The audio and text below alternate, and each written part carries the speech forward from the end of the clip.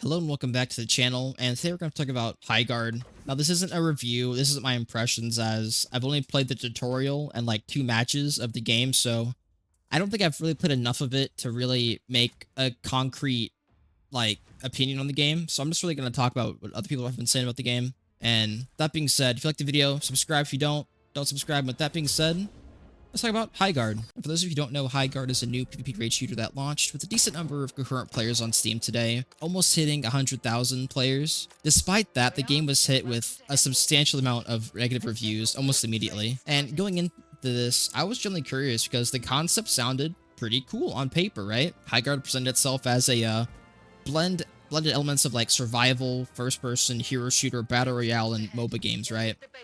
With some games that come to mind would be like Counter-Strike with the bomb planting, Rainbow Six Siege with like the environmental destruction and breaking through walls to get kind of like a little advantage on other players, and of course the average like shooty bang bang stuff, right? And all of these systems were combined into a PvP focused raid format, right? Unfortunately, most people don't think this ambition translates well to the actual gameplay experience. And I think one of those problems might have to be like, the earliest problem could be how it was marketed. The game was revealed as the big finale at the Game Awards, and when you do something like that, you're going to ruffle up some high expectations, right? I mean, people saw it as a hero shooter and started calling it Concord 2. I think it was over before it even began.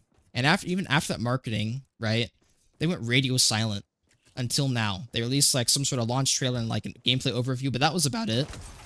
Like there was a huge gap between when they announced it and when they released it, which if they wanted to get people on board with the game, they should have showed off more of it to try to convince people that it was worth like buying into. Well, it's free, so you can't really buy into it, but you know what I mean. And as for me, I was only able to play the tutorial and 2 matches before the game was just crashing on me whenever I tried to load into a match. But the most common problems I've seen are long queue times, even with the small format of 3 versus 3, frequent crashes, which I have, and very inconsistent performance. Personally, after 2 matches, I can't play anymore. Like, and the footage I captured of the 2 matches I played after the tutorial were so bad, I'm just not going to show them. Because frankly, it's just a slideshow and that would be pretty boring to watch.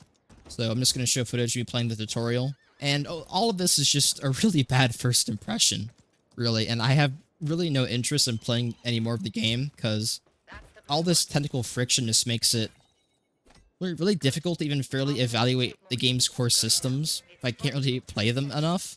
And the most common complaints I've been seeing, the structure of the 3 versus 3. The maps feel far too large for a bunch of small teams, which leads to a long periods of downtime and a lot of emptiness senses, like, and just overall the engagements are very inconsistent. And for many players, myself included, believe the game would benefit from like a 5 versus 5 or even 6 versus 6 teams, right?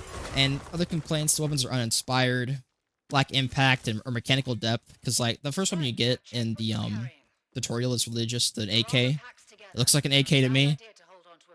And I have seen things of audio issues, and the image quality is kind of fuzzy as well.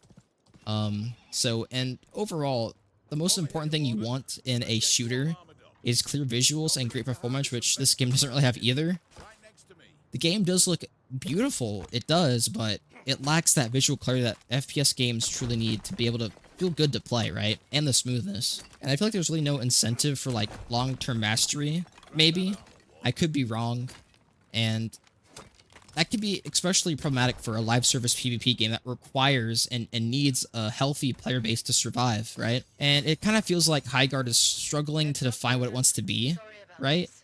The community often describes it as feeling like a fan-made mode rather than a standalone game. While it borrows ideas from many other genres, it never fully commits to any of them. As a result, the game lacks a strong identity, but there is some positives to talk about. Not all feedback is negative. I will admit, Highguard is trying to do something new here, but it's not really doing a good job at it with all the hiccups and performance stuff that's been going on. And I do think its genre blending is pretty refreshing, but the game does need more stable performance and an overall noticeably better experience, right? And I think if those things were to be worked on, the game would probably be a lot more favorable to most people. But despite its ambition, it's hard to really feel optimistic about Highguard's future, right? The rocky launch, the technical problems, overshadow its great ideas.